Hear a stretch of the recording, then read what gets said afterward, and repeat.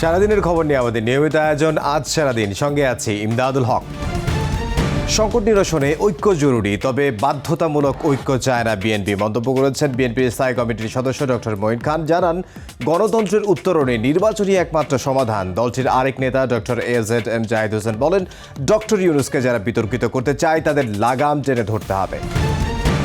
দেশের চলমান রাজনৈতিক পরিস্থিতিতে সন্ধ্যায় বিএনপি ও জামায়াতে ইসলামের সঙ্গে যমুনায় বৈঠকে বসছেন প্রধান উপদেষ্টা অধ্যাপক ডক্টর মোহাম্মদ ইউনূস। প্রধান উপদেষ্টার প্রেস উইং থেকে জানানো হয়, সন্ধ্যায় বিএনপির সঙ্গে এবং পরে জামায়াতে নেতাদের সঙ্গে বৈঠকের জন্য আমন্ত্রণ জানিয়েছেন প্রধান উপদেষ্টা। বিএনপির পক্ষ থেকে জানানো হয়, স্থায়ী কমিটির সদস্য ডক্টর খন্দকার মোশাররফ হোসেনের নেতৃত্বে সালাউদ্দিন আহমেদ, মির্জা আব্বাস সহ তাদের প্রতিনিধি দল বৈঠকে অংশ নেবেন। এরপরে ডক্টর মোহাম্মদ ইউনূসের সঙ্গে সংলাপে অংশ নেবে জামায়াতে ইসলামের প্রতিনিধি দল। নির্বাচনের জন্য অন্তর্বর্তী সরকারকে বাধ্য নয়, সহযোগিতা করবে জামায়াতে ইসলামে, জানিয়েছেন জামায়াতে ইসলামের আমির ডক্টর শফিকুর রহমান। নির্বাচনী সংস্কার নিয়ে সুনির্দিষ্ট রোডম্যাপ দেওয়ার মাধ্যমে জনগণের সংশয় দূর করতে সরকারের প্রতি আহ্বান জানিয়েছেন তিনি। শুধু নির্বাচন নয়, বিচার, সংস্কার এবং নির্বাচনী রোডম্যাপ একসঙ্গে চায় এনসিপি। বাংলাদেশ বিরোধী শক্তি ঐক্যবদ্ধ হতে দিতে চায় না উল্লেখ করে জাতীয় স্বার্থে সব দলকে ঐক্যবদ্ধ থাকার আহ্বান জানান দলটির আহ্বায়ক নাহিদ ইসলাম। দেশ ক্রান্তিকাল সময় পার করছে জানিয়ে এনসিপির সদস্য সচিব আখতার হোসেন বলেন, দেশে 1/11-এর আভাস পাওয়া যাচ্ছে।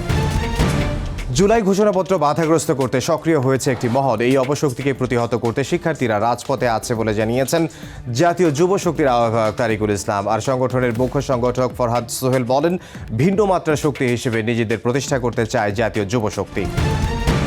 প্রধান উপদেষ্টা ডক্টর মোহাম্মদ ইউনূসের সভাপতিত্বে জাতীয় অর্থনৈতিক পরিষদের নির্বাহী কমিটি একনেকের বৈঠক অনুষ্ঠিত হয়েছে। এতে 11টি নতুন ও পুরনো প্রকল্প পর্যালোচনা করা হয়। এছাড়া একনেকে অবগতির জন্য প্রধান উপদেষ্টার অনুমোদিত 4টি প্রকল্প নিয়েও আলোচনা হয়েছে।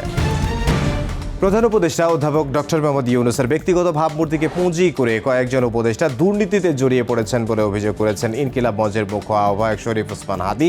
উপদেষ্টা পরিষদ থেকে ছাত্র প্রতিনিধিরা পদত্যাগ করলে এই সরকারের আর বৈধতা থাকবে না বলেও মন্তব্য করেন ওসমান হাদি। সামাজিক যোগাযোগ মাধ্যমে উচ্চ আদালত নিয়ে মর্যাদা হানিকর মন্তব্য করার অভিযোগে এনসিপির উত্তরাঞ্চলের মুখ্য সংগঠক সাজিস আলমকে আদালত অবমাননার নোটিশ দিয়েছেন এক আইনজীবী।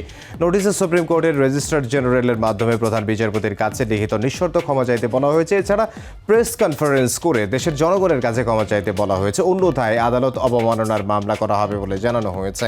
নোটিশে বলা হয়, ইশরাকের শপথ ইস্যুতে রিট খারিজের পর সাজিস আলম তার ফেসবুক পোস্টে রায় নিয়ে একটি প্রতিক্রিয়া দেন।